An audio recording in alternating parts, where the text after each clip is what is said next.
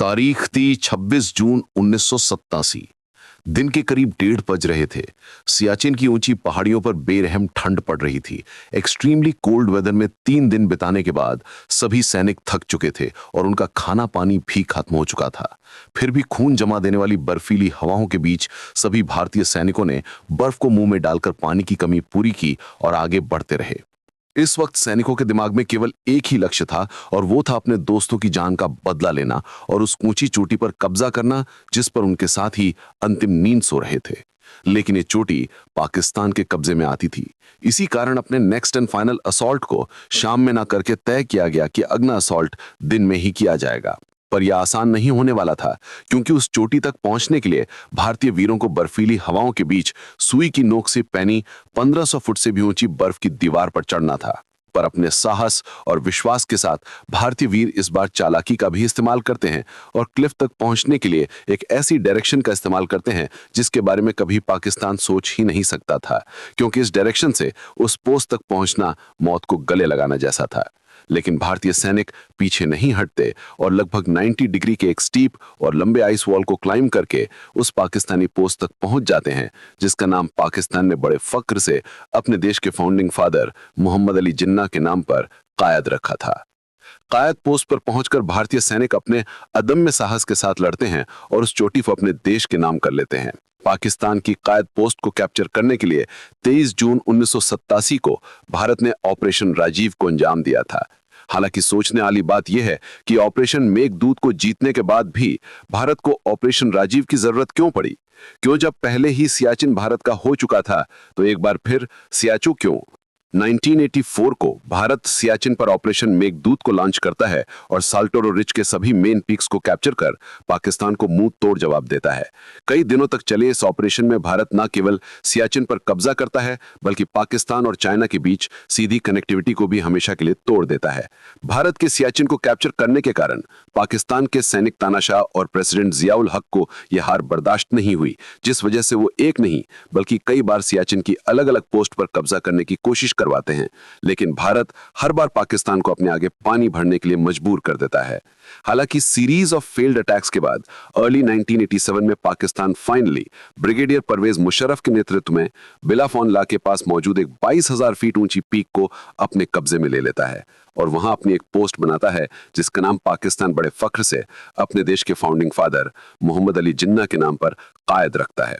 वैसे पाकिस्तान के द्वारा ऑक्यूपाइड साल्टोरो रिज की हाईएस्ट पीक्स में से एक नहीं थी, लेकिन फिर भी भारत के लिए सियाचिन की हर एक पीक जरूरी थी, क्योंकि जब भी सियाचिन के एरिया में किसी हाइट पर कोई पोस्ट बनाई जाती है तो उससे आसपास के एरिया को डोमिनेट करना आसान हो जाता है।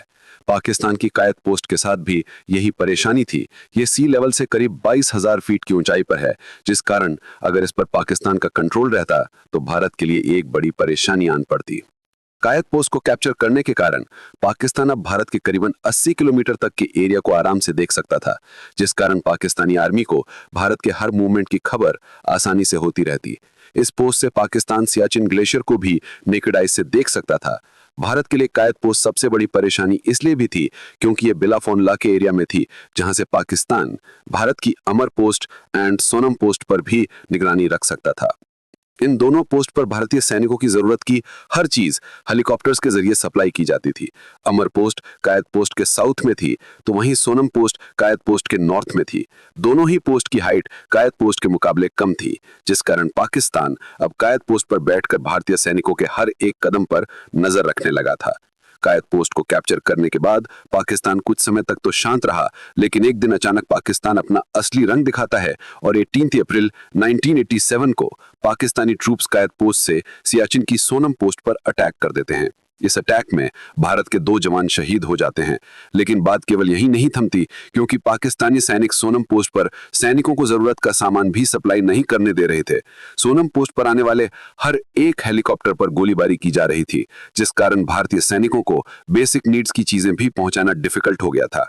पाकिस्तान के ऐसे रवैये को देखकर इंडियन आर्मी ने ठान लिया था कि पाकिस्तान को अब कायद पोस्ट से हटाना ही होगा, लेकिन ऐसा करना आसान नहीं था, क्योंकि पाकिस्तानी ट्रूप्स कायद पोस्ट पर बैठकर 24 घंटे भारतीय सैनिकों की निगरानी कर रहे थे। इसके अलावा कायद पोस्ट करीबन 22,000 फीट के एल्टीट्यूड पर मौजूद थी, जहां अटैक करना आसान नहीं था।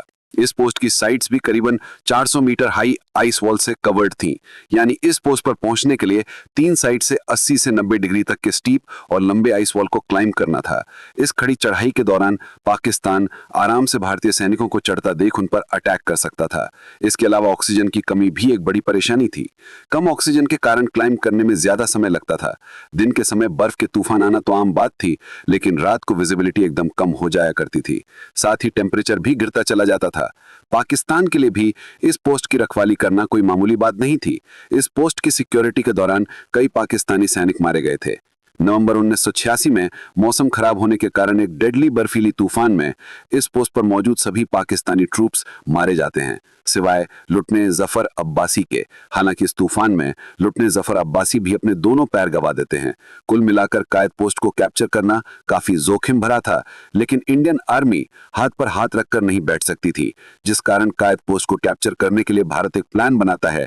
लेकिन प्लान को एग्जीक्यूट करने से पहले Bharat 8th Jammu and Kashmir light infantry की एक यूनिट को कायद पोस्ट तक की पेट्रोलिंग के लिए भेजता है, जहां इनका काम कायद पोस्ट तक के एरिया को एनालाइज करना और यह पता लगाना था कि पोस्ट पर असल में कितने पाकिस्तानी ट्रूप्स मौजूद हैं। साथ ही पोस्ट पर मौजूद आर्म्स एंड एमुनिशन के बारे में जानना भी इस पेट्रोलिंग का एक मेन कारण था। 8 Jammu and Kashmir light infantry की यूनिट को हाल ही में सियाचिन के एरिया में इंडक्ट किया गया था। यूनिट को चुनने के बाद सभी सोल्जर्स को प्रॉपर ट्रेनिंग एंड इंस्ट्रक्शंस दिए जाते हैं, जिसके बाद मई 29 को 8th Jammu and Kashmir light infantry के 13 मेंबर्स को कायद पोस्ट की ओर भेजा जाता है। इस टास्क को सेकंड लेफ्टिनेंट राजीव पांडे के द्वारा लीड किया जाता है। राजीव पांडे एक होनहार और यंग ऑफिसर थे, जिनके साहस और वीरता की कहानी पूरी यूनिट में फेमस थी। राजीव पांडे को ये इंस्ट्रक्शंस दिए जाते हैं कि वो अपने टास्क के दौरान कायद पोस्ट तक पहुंचने के लिए बेस्ट अप्रोच रूट को आइडेंटिफाई करें। राजीव पांडे अपनी टीम के साथ बर्फ से ढकी सुई की नोक सी पैनी क्लिफ को क्लाइंब करना शुरू कर देते हैं। क्लिफ को क्लाइंब करते हुए काफी वक्त निकल जाता है और अब सभी भारतीय सैनिक क्लिफ के काफी नजदीक थे, लेकिन तभी पाकिस्तानी ट्रूप्स की नजर भारतीय सैनिकों पर पड़ जाती है और वो अंधाधुंध फायरिंग शुरू कर देते हैं। पाकिस्तानी ट्रूप्स के लिए ऊपर से हमला करना आसान था, जिस कारण नीचे से क्लाइंब कर रहे भारत के 10 जवान शहीद हो जाते हैं, जिसमें सेकंड लेफ्टिनेंट राजीव पांडे भी शामिल थे। हालांकि अपनी जान गंवाने से पहले भारतीय सैनिकों ने रोप्स की मदद से तो आप तक का रास्ता छोड़ दिया था, साथ ही सैनिकों ने एक्स की मदद से फुट होल्ड्स भी बना दिए थे, जिससे बाद में क्लाइंब करने वाले भारतीय सैनिकों को आसानी हो। अपने जवानों के शहीद होने की खबर सुनकर भारतीय सैनिक गुस्से से खौल उठते हैं। हर एक जवान के मन में अब रिवेंज की आग भड़क रही होती है और हर एक जवान अपने दोस्तों की जान का बदला लेने के लिए तैयार था। और इसलिए जब कायद पोस्ट को कैप्चर करने के लिए नेक्स्ट टास्क फोर्स को बनाया गया, तो हर एक जवान इस टास्क का हिस्सा बनने के लिए बेताब दिखाई दे रहा था।